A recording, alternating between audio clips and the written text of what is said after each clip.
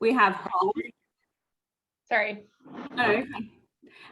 We have like some of our residents, like we have one community in Riverside where we have 300 active adult living homes. So they're not licensed. So we technically don't need to collect the information. But I think as far as like building a program a vibrant program, I think it's good to have. So I wouldn't rule them out. And I don't think we would, tell them not to complete the form. But as far as licensing, we don't have to. So that's for the active adult. Then we have. Can I interrupt? And I'm sorry. Just maybe, sometimes I interrupt with questions. But have you found success in communities where you don't need to have it, something like this being done? Or is it limited to just communities that must have it? Right now, all of our communities have to have it, except for this one example I'm telling you about, but I feel like it would be beneficial no matter what. Because I think, how do you build a program if you don't understand who your residents are? How can it be person-centered? How can it be, really geared towards what their needs are? So I think across the board, whether it's licensed or unlicensed, I think it's a positive step as far as building the program. So cool. Yeah. So then we have independent living. And so we say that within our communities, but they're still technically licensed. So we still have to go through all the paperwork. We still are responsible ultimately for them, but they maybe don't need as much care. So that's our other service line. So independent, and then assisted, obviously, which you're familiar with, and then memory care. So those are all of our service lines that we support. And so like you mentioned, I don't think it would be an issue. I still tried to collect all of the life stories from our independent. It's just, I do my best, but some of them are working, they're actively engaged in the outside community. So, I mean, if I don't collect them, it's not the end of the world. Whereas we really need to make sure we have those on file for our internal, our CFE communities. So. And is there a difference between like life stories, or is that just generally how you view? Well, life story is something separate. Yeah, so in our communities, we have, this was just prior to me, they divided it up where life story was technically for like compass rose, but then a lot of people always recognize that's the life story. Whereas for our independent and assisted, just on our documentation, we call it activity questionnaire. So it's like more of, we just changed the title. And then I recently redid both of ours, and I did keep those titles just because I felt like maybe from an independent, like assisted living point of view, I think an activity questionnaire is not like, oh, I have to download like my entire story with you. So I was getting a lot of feedback from them that some of the life story questions that pertain to Compass Rose, which is our memory care, that they were too invasive. So they were asking questions like, what are all your grandkids' names and all those different things? And they're like, that's a little too much for me.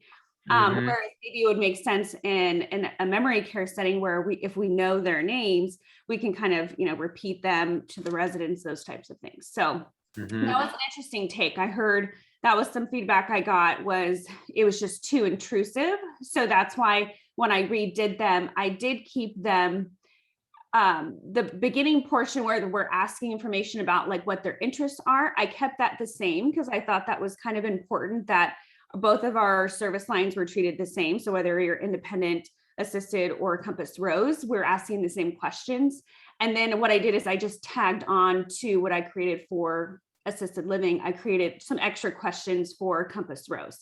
And I did like a family, it was more from like a family's point of view. Like really understanding who the person is. So asking, are you an introvert or extrovert? Like really trying to understand when we have residents who can't really, are nonverbal and can't speak for themselves. So that's how I kind of approached it. So technically it's like two forms, but I kind of just modified one, just added. When you get information like introverted and extroverted and sort of details about their personalities like that, how do you use those to inform decision making? So I think, Life Loop is really activities. You guys have your groups. So I've really been encouraging teams, like when they receive that, to create those groups based on that. But then ultimately it's up to the community to decide that, where I think you guys have the feature where, you know, how you guys are able to pull data and create graphs and things like that. That I think would be very helpful. I think when it comes to this type of program, if everyone's entering in the information in one centralized location, I think those graphs would go a long way. Like, I really appreciate looking just from the activity, just based on the dimensions of wellness, like that's been super helpful for me. So that people can look at a glance at their community and say, hey, this is what best represents us. And I think graphs are very visual, and I think it really goes a long way to help support the community, especially for myself. If I'm in and out of communities, I'm not the one staring at every single profile. So for me to have an at a glance, I think really makes a huge difference. But right now they're just so you know, they're just filed. So the original copy has to be filed within their resident chart. So that's their medical chart. And then copies are given to the lifestyle directors. But that, I would say, has probably been one of the hardest things to do.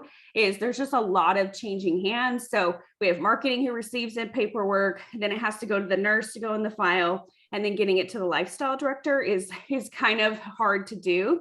So that's been one of our challenges, is sometimes we have move-ins and it's like, they're moving in tomorrow, and you know what I mean? And they don't necessarily have all the paperwork. So I think what's nice is if you have it in this platform, not that this is just for lifestyles or for activity directors, but it's nice that it's in this area so that they can have access to it, I think, a little bit earlier.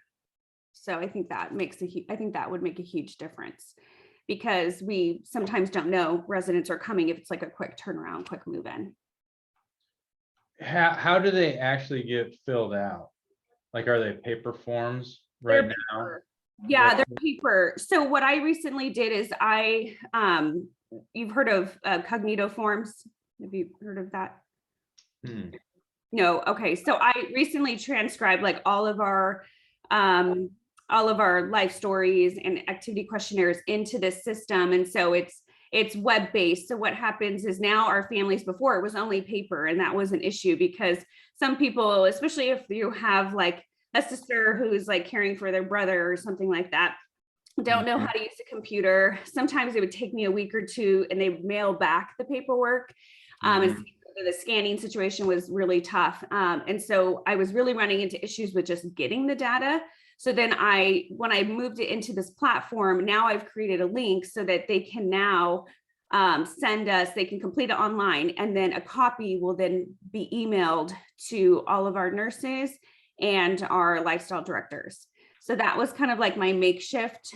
And so that has recently just been rolled out. So I don't have any feedback as of yet, but I feel like we're going to have a greater chance of collecting the data, and then it's going to go to the respective party quicker and more efficiently. Now, it's not beautiful. I think the PDF version is just like whatever they enter in the system, it'll just kind of deliver back. So I definitely have to work on the look of it. But right now, as long as the content is getting to where it needs to go, that was what I was.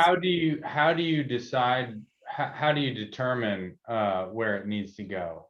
Like who it needs to be sent to? Is it sent to only one, either the resident and one other family member, or multiple family members, or Yeah, how does it, is that case by case? It's case by case. I mean, in the discovery process, so with marketing, at that point, they're going to see who the decision maker is. Usually it's like the power of attorney, or maybe they have 5 kids, but they have 2 daughters that are local.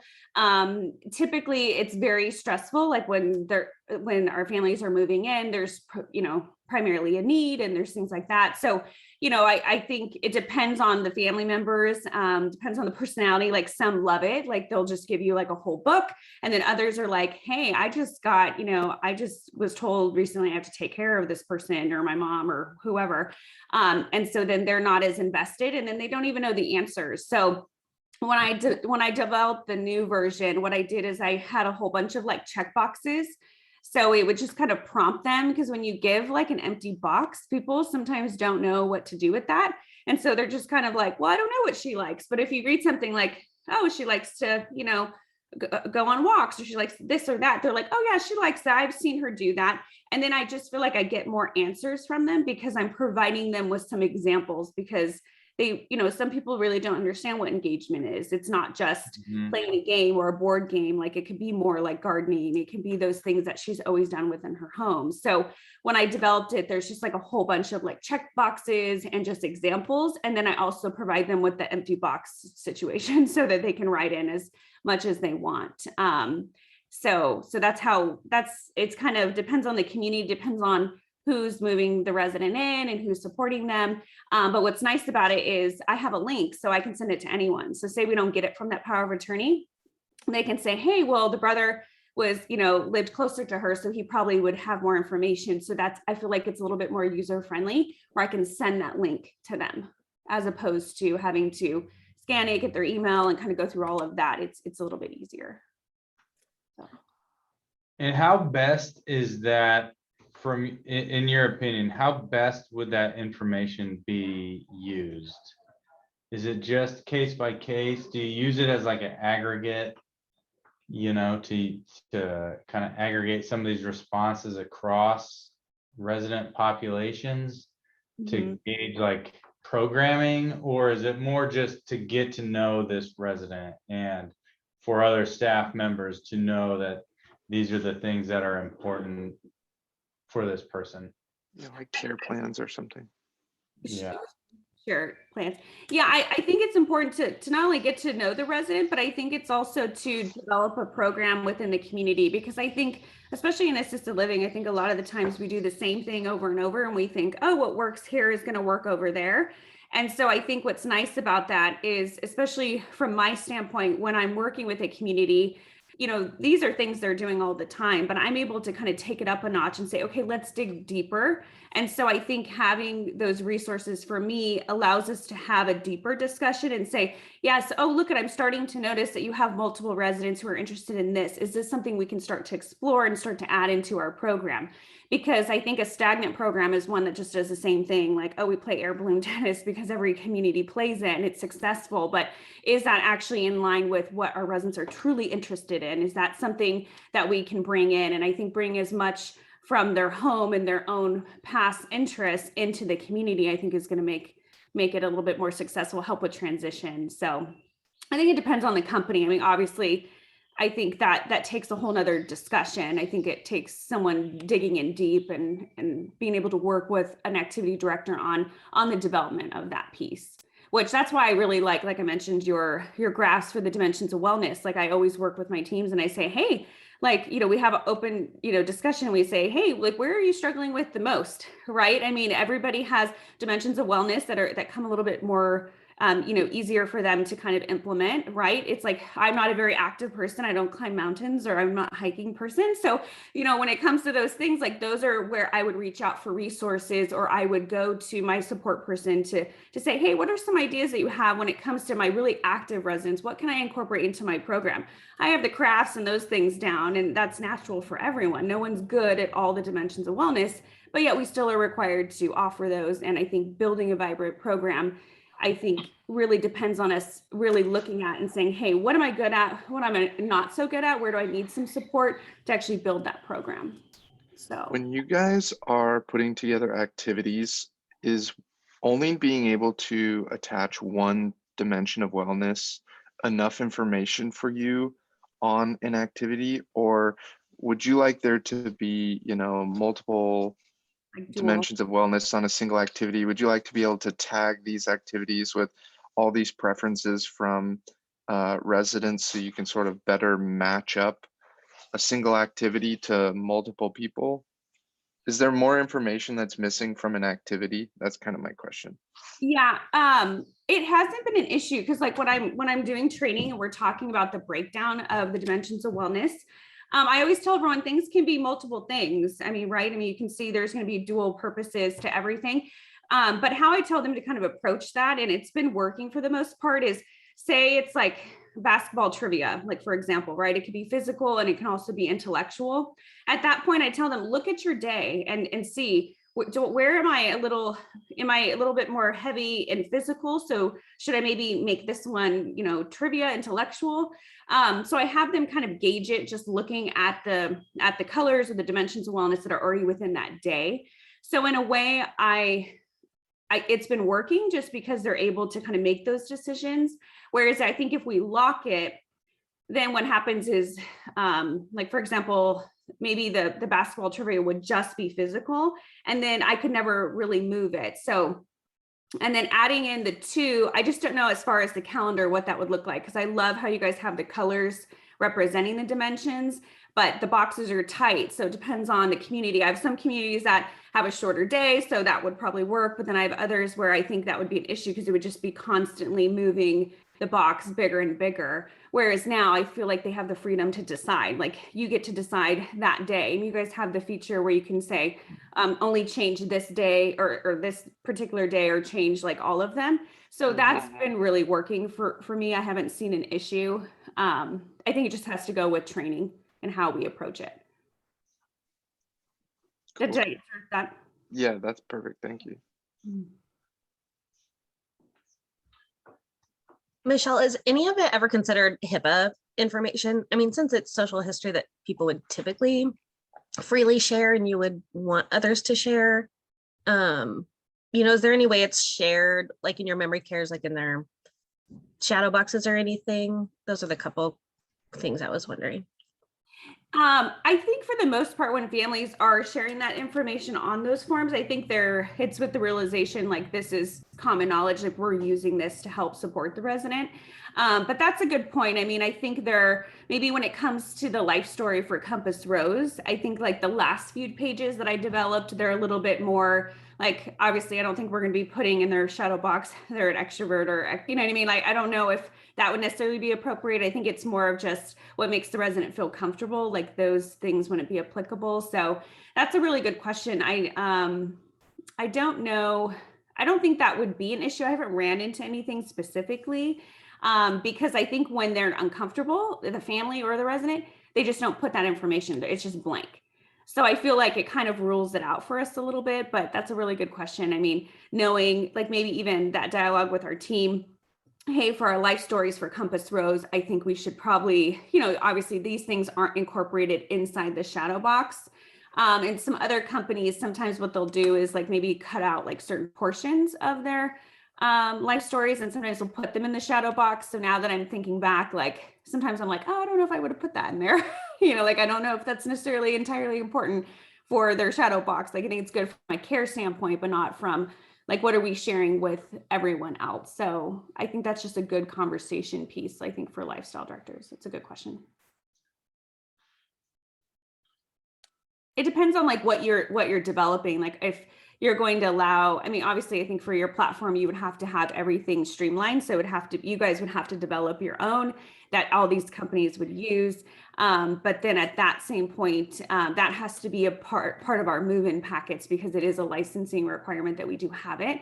So those are things that we would have to all make those transitions. So I'm just thinking like for our company, like if we were to do that, I would probably request additional branding or make sure that it was in line. It looked like it was a part of our company because it was something that we really have to do. So, I mean, not saying that Life Loop's not on it or anything, but I think it has to show like, hey, this is a part of our move-in packet.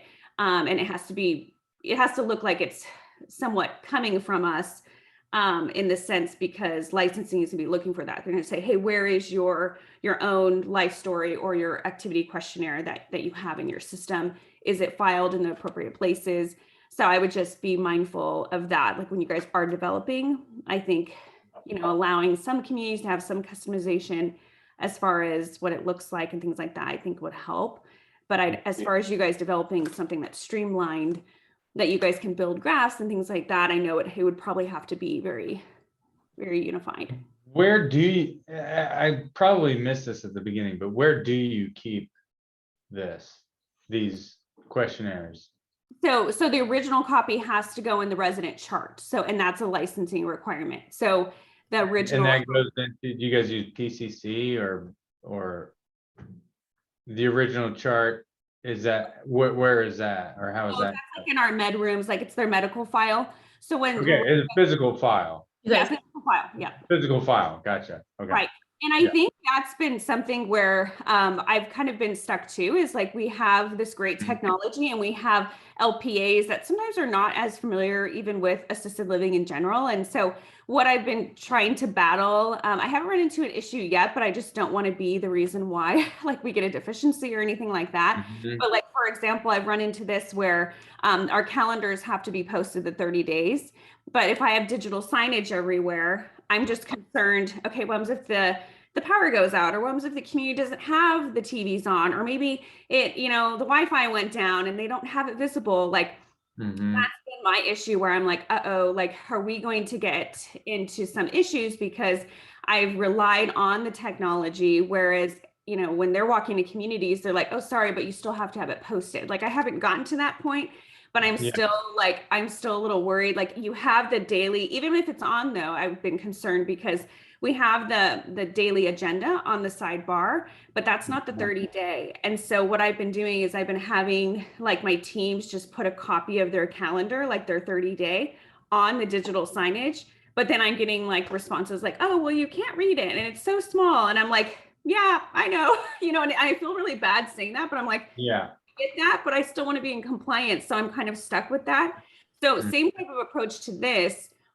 That would be something where even though it's housed here, we still have to make sure that the copies are printed and put in the file. So that is like one of those operational pieces that I think communities are really going to have to tag on, and that you guys are really going to have to encourage, really Yeah.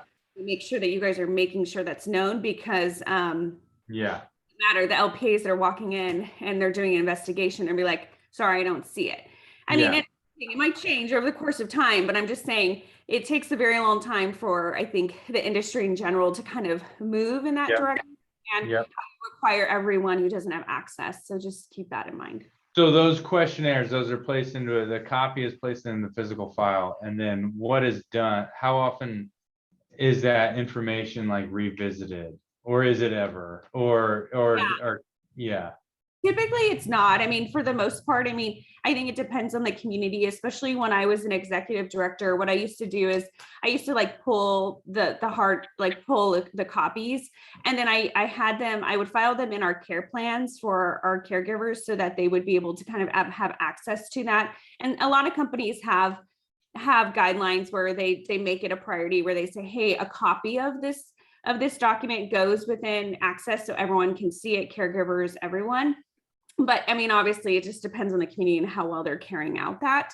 It depends. And then what I used to do is I, like at stand up, like we would have conversations with residents and I would say, hey, like, this is the information we initially received about the resident, but what have we learned? Is there anything new? You're interacting with their loved ones, they're coming in the community. Did you learn something new? Let's just add to the copy. And that was like really helpful for me because I just made it, it's a copy, like the originals in the file. So we would just like make notes all over and just highlight like whatever we added in. Now, obviously, like, that can get a little messy and stuff, but not as organized, but at least I was gathering like new content, because sometimes you get a lot of them that are just primarily blank. So having any content was like really positive. But again, that's really hard because I mean, that was my copy. That means the original still, do you know what I mean? So it just, a lot of, I mean, it depends on how invested, I think. Right. And so the copy would be more of like a on the floor type, Access to the care. pat between caregivers, right? I don't Right. know. Yeah. Caregivers, the nurse, those types of things. Yeah. Yeah. Yeah. Cool. Could you talk more about what information you're collecting that is sort of sensitive and maybe doesn't need to be showcased or shared with even the resident? And like, if there's any information that could be shared with every resident at the community to help the residents get to know each other, like, is there any of this information that could flow to displays just as like fun trivia about each of the residents? Stuff like that, private versus public. Yeah, I mean, maybe what you could do is have a box. I'm pulling up my questionnaire just to see if there was anything that I think when it comes to that, I would always like err with caution, just because everyone's like, oh, well, that's Sure. not a big Yeah. deal, sharing that information. So I would probably suggest like having an extra question or a box that says, hey, what is something that you want your community or your fellow peers to know about you? Like, I think having that spelled out and then making it like an asterisk, like, hey, this at any point this could be shared or whatever. I think doing that, I think would be safer. Because everyone's comfortable with different things. Like some people I don't want them to know I was married or divorced, or I don't want them to know I have 5 kids. Like, I don't know, like it'll bug some people and then others it won't. So I would just say maybe having an extra box instead of us selecting. Yes, and so, but the expectation as far as staff goes is that this information is freely available or not, doesn't need to be withheld from any staff members. Correct. I think if they're filling it out, it's basically, this is the information I want you to know about my mom, or this is the information I want you to know about me. But I think if you were to do something like, I think that's great, like a getting to know you thing, I think it would be really important that they make the decision on what's shared as opposed to, because I think it would kind of fall within those lines of maybe they're a private person and they're like, yeah, I really don't want that. Like maybe even having that box selected, like, I don't want to be a part of that, or, I want to keep myself. I think that would be, but I love the idea because I think everyone likes to see their name in lights. And so I think for the digital display, I think that would be really nice. Like meet your the new resident. And then it's nice that they've kind of already created it.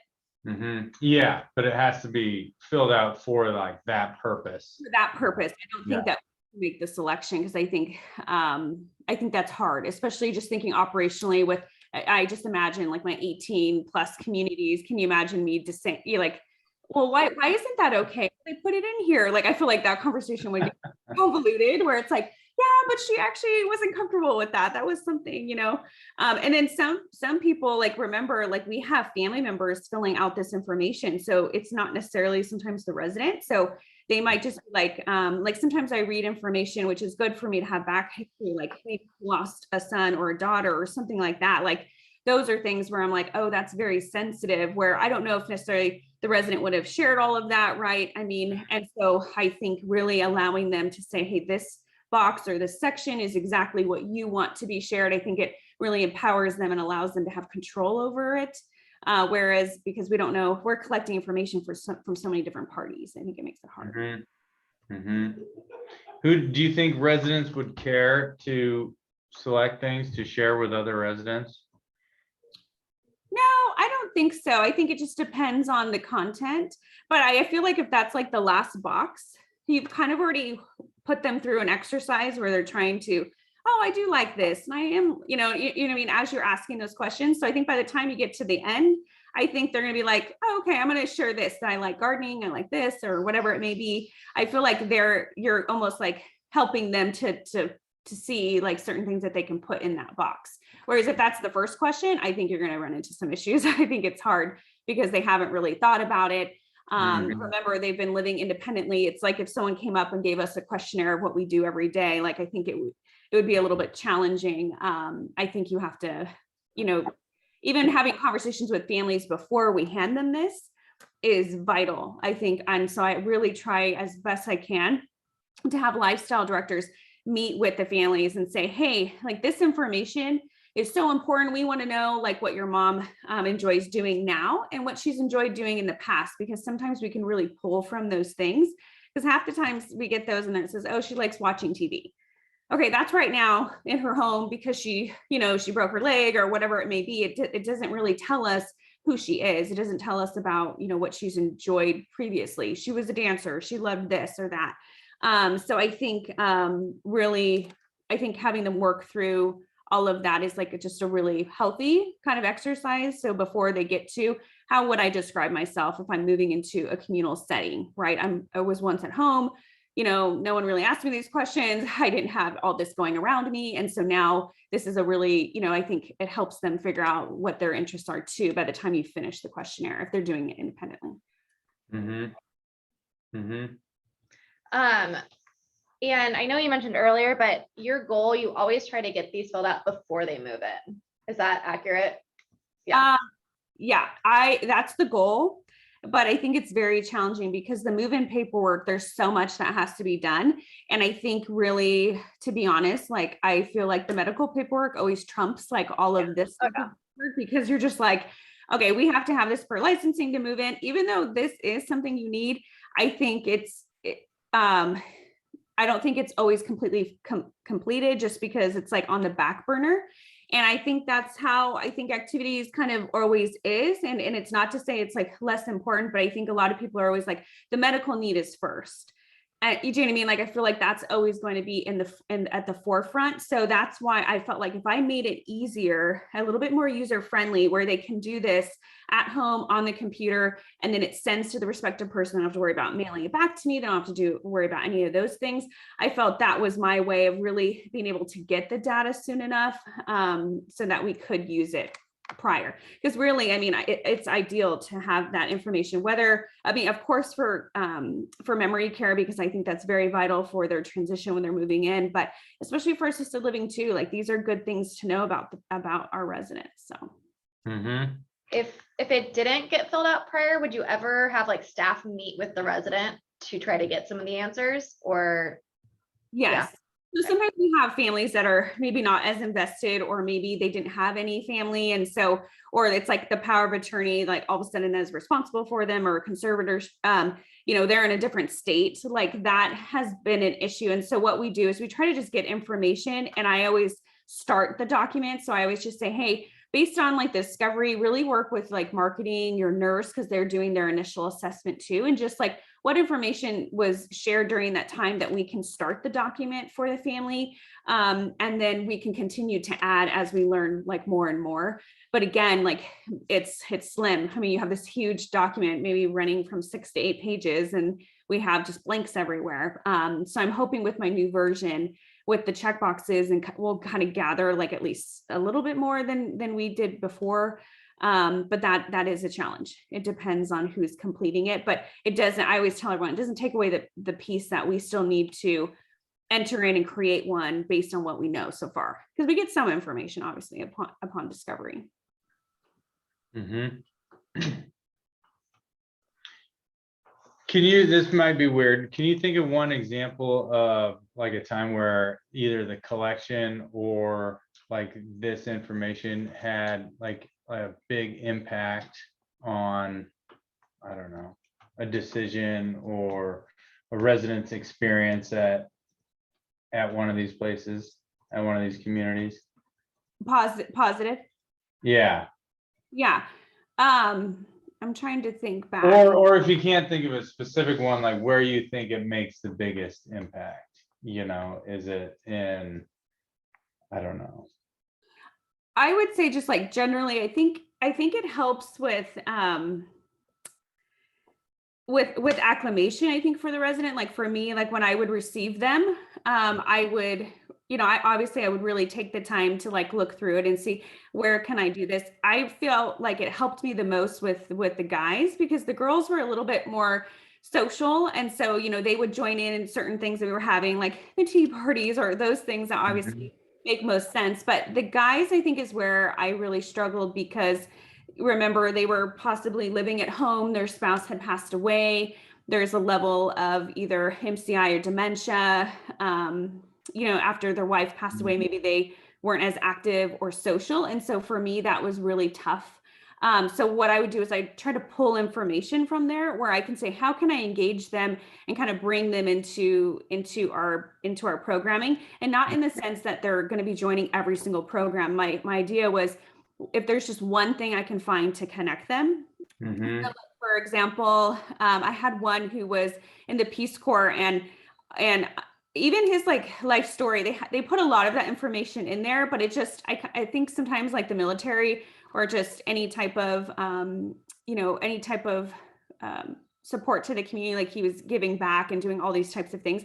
It was listed like really briefly, but I'm like, how can I really pull that out and how can I have him share that? And so it wasn't until it was a combination of things. It was the information I was receiving, and then I was looking at his room, and he had all these like artifacts from like Africa and like all these different things everywhere. And I'm like, wow, this is like really neat. Like, I mean, it looked like a museum. Like he had all this beautiful, it wasn't just artwork, but it was actual like artifacts that he had throughout his room. And so what I ended up doing is he was having a really tough time because he had just moved into memory care. And so he was still alert and oriented enough to know like, hey, this is different. I don't want to be here, those types of things. And so what I did, it was like super simple, but the family had a whole bunch of other stuff and I asked them to bring it in. And I had him like for the next couple of weeks, like kind of share about like, it was really funny. We like took our cloth napkins and we covered all his artifacts.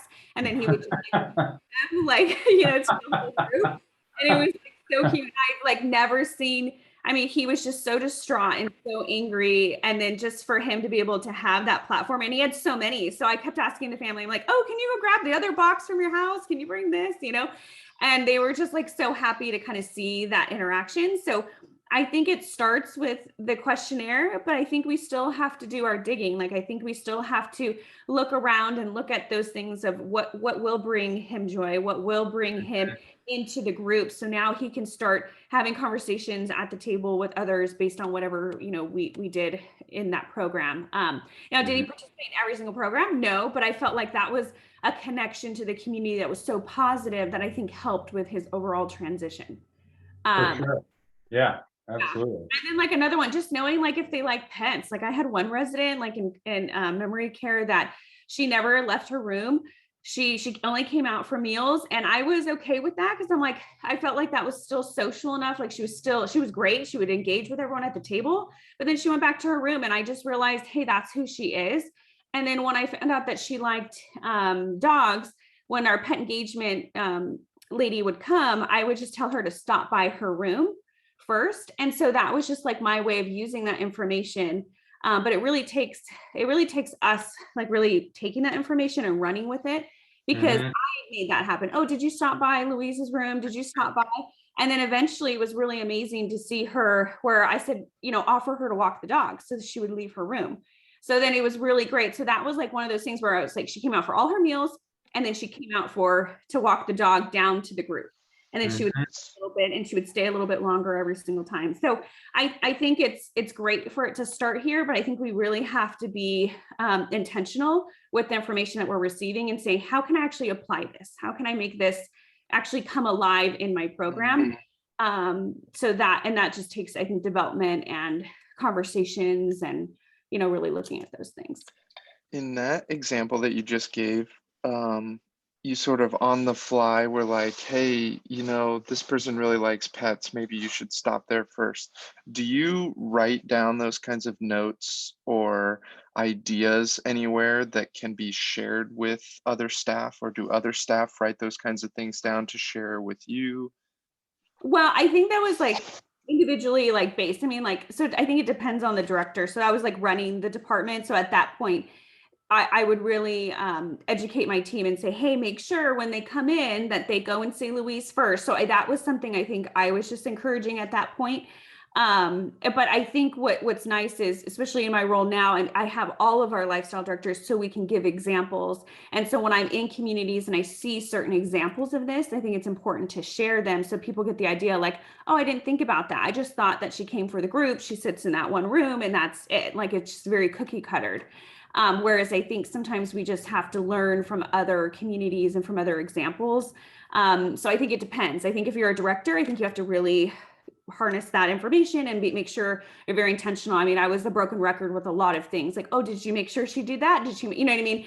Those are things, but then eventually your team will catch on and then they do it automatically and they even take it up a notch. Like, you know, even they take it further than you even imagine. So it's really nice. But it does take commitment and just consistency, I think, at that point.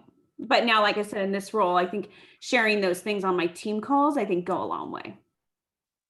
Because I'm not there on the everyday level. Cool. Yeah. Sweet.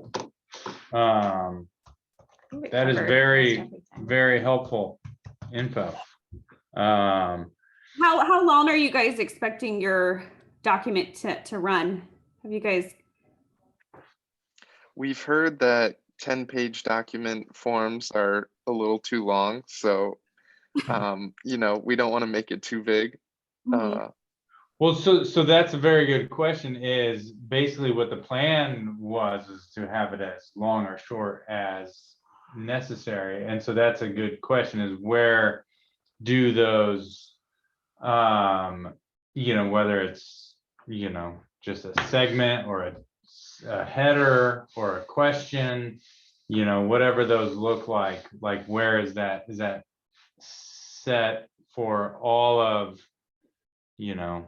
a campus or all of an entire customer, or is it different for levels of care? Sounds like they Um, have different for Yeah, Compass for us, Rose. They have Yeah. additional. So Yeah. it would be different.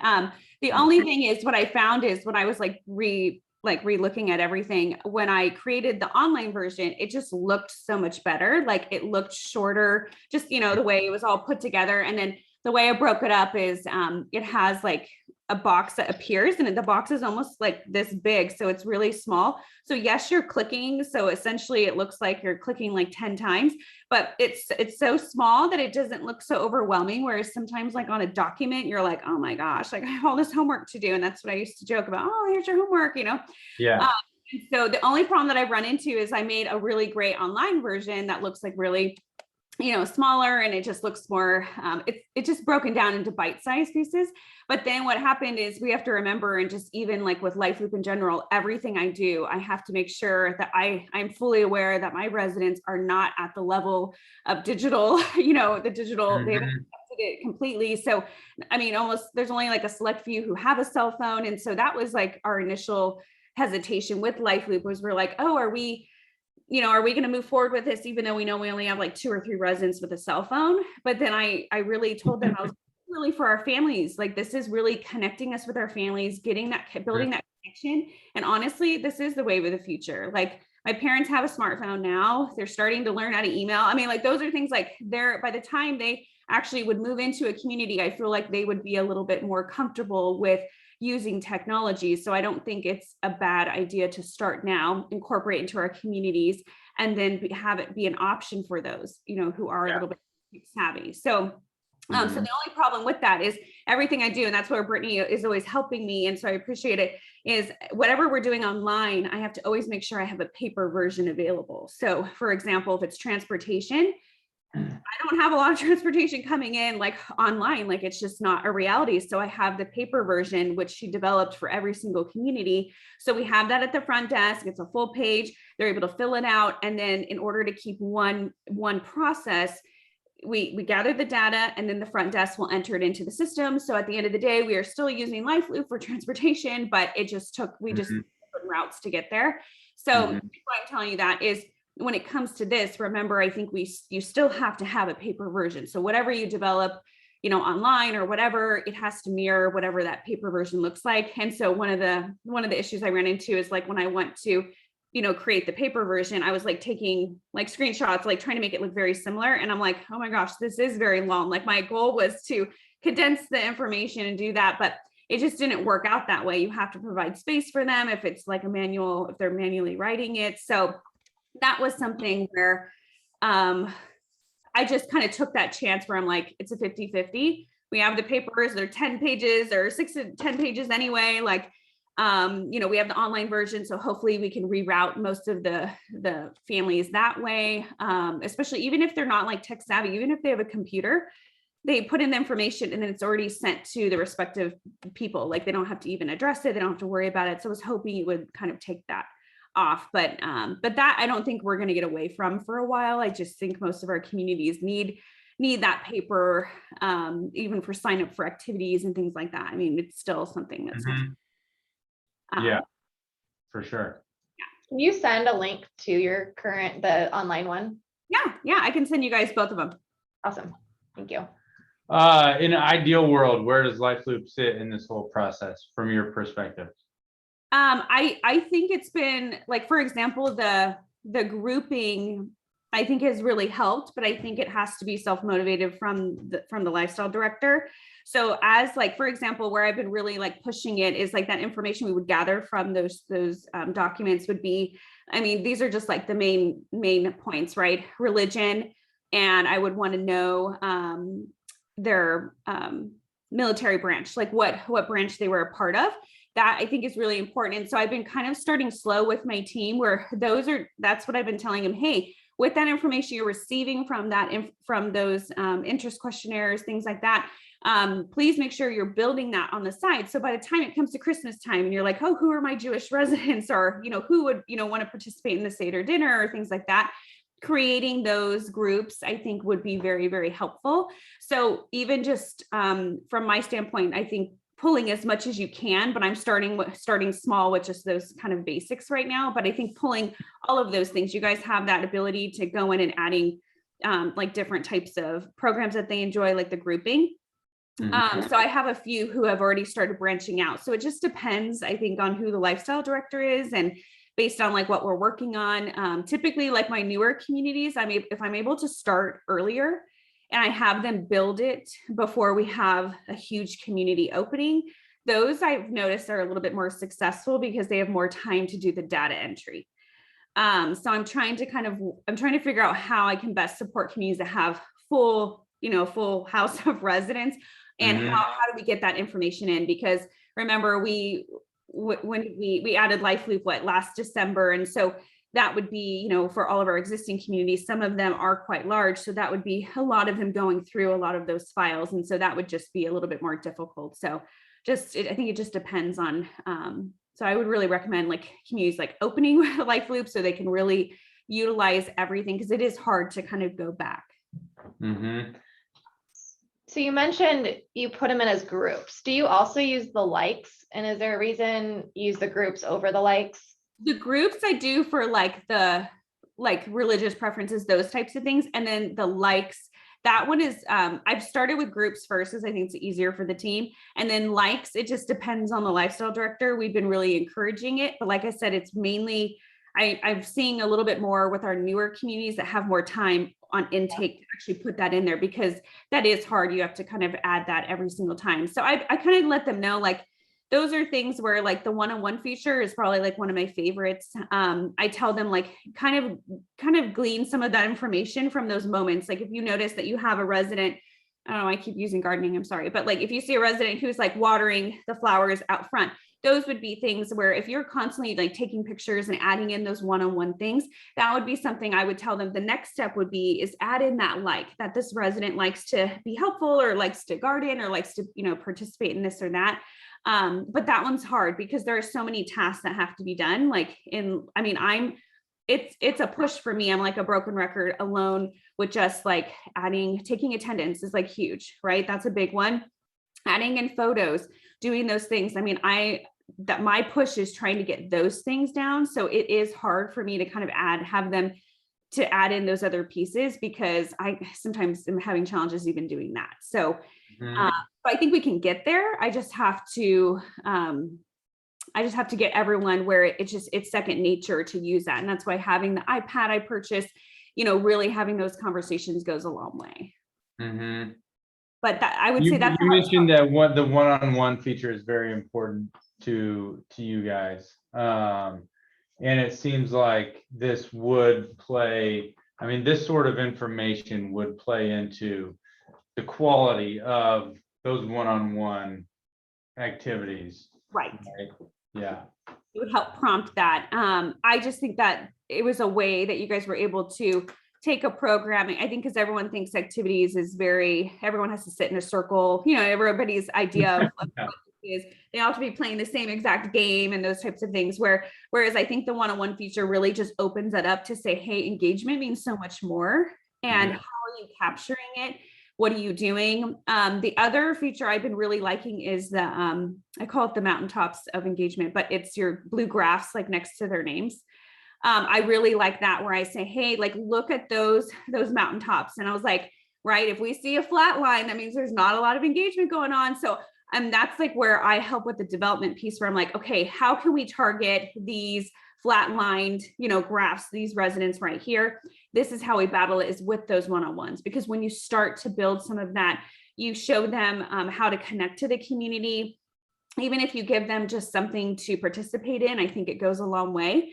Because that was like one of my fears, is like, we have families who have connected, but then at that point it's like, uh-oh, they're connected, and they get an email every week that says your dad is participating in a big fat 0 of activities this week. And so I tell them, I was like, that's like the next part of the development phase, is like looking at that. Like, yes, you have a group that has all these high mountaintops, but that's those select 10 or 15 residents that always go to everything. So what can we do about taking it up a notch? And so I think it's really just developing that. But those tools and those graphs, I think, have really helped me, because otherwise I wouldn't have been able to speak to that unless I was physically there.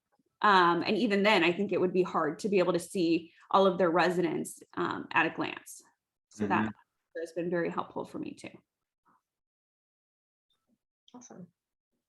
Cool. Good. Yeah. Brittany's got a question. Go for it. I had a quick comment. Michelle, I see some of your communities use like the bio section and that's at admission. Families have so much going on, or the resident, it's hard to get all that at first. And do you think meaningful things come a little bit later down the road as families maybe visit often and like, oh, share another story. I think that would be ideal to have that bio like more living, and it's like, oh, you're adding to it a lot. Right. And staff don't have a lot of time, even initially, to put all that in or not. So do you think it'd be beneficial for families to have access to that, to add to the bio? I think is something we've thought of. And then also more independent residents that use it, they've requested adding and sharing their own profile. Like they want to put that out there. And so I think those are all the things we're thinking about too. And yeah, how can that bio be useful and what's realistic?